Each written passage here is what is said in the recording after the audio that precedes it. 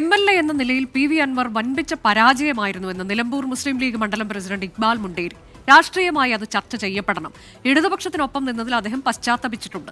PV അൻവറിന്റെ പിന്തുണ ഉപതെരഞ്ഞെടുപ്പിൽ UDF-നൊപ്പം വേണമെന്നും ഇക്ബാൽ മുണ്ടേരി പറഞ്ഞു. വിപിൻ സി വിജയൻ വിശദാംശങ്ങളുമായി. വിപിൻ, PV അൻവറിന്റെ കാര്യത്തിൽ ലീഗിൽ ഒരു ഭിന്ന അഭിപ്രായമുണ്ട്. MLA എന്ന നിലയിൽ വലിയ പരാജയമായിരുന്നു എന്നൊക്കെ പറയുമ്പോഴും അദ്ദേഹത്തിന്റെ പിന്തുണ തങ്ങൾക്ക് ആവശ്യമുണ്ട് എന്നതിലേക്കാണ് ഇപ്പോൾ ഇക്ബാൽ മുണ്ടേരി എത്തിച്ചേരുന്നത്.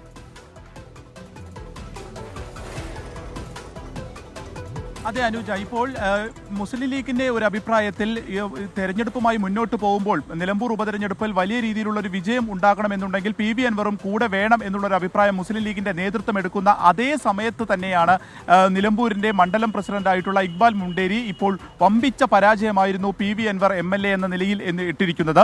ഇതുമായി ബന്ധപ്പെട്ട് അദ്ദേഹം പറയുന്നത് പിണറായിസത്തിനെതിരെയുള്ള ഒരു പോരാട്ടം PV അൻവറിന്റെ പശ്ചാത്തലം കൊണ്ടുള്ളതാണ് എന്നുള്ളത് കൂടിയാണ്. അപ്പോൾ ഈ ഒരു ചർച്ചയ്ക്കൊക്കെ ഒരു തുടക്കം ഉണ്ടാവുന്നത് ഇവിടുത്തെ മുസ്ലിം ലീഗിന്റെ ഇവിടുത്തെ മണ്ഡലം ആളുകൾക്ക് ഇതിലൊരു വിമർശനമുണ്ട്, അല്ലെങ്കിൽ PV അൻവറിന് കൂടുതലുള്ളൊരു സ്വാധീനം നൽകുന്നു എന്നുള്ളൊക്കെയുള്ള ഒരു എതിരഭിപ്രായമുണ്ട് എന്നുള്ളത് തന്നെയാണ്. ആദ്യം മുതൽ തന്നെ PV അൻവറുടെ മത്സരിക്കുന്ന കാലത്ത് തന്നെ മുസ്ലിം ലീഗിന്റെ മണ്ഡലം യൂണിറ്റിനൊക്കെ അതിൽ വലിയ എതിർപ്പുകളും ഒക്കെ ഉണ്ടായിരുന്നു. അതിനെതിരെയൊക്കെയുള്ള ശബ്ദങ്ങളൊക്കെ ഉയർന്നതുമാണ്.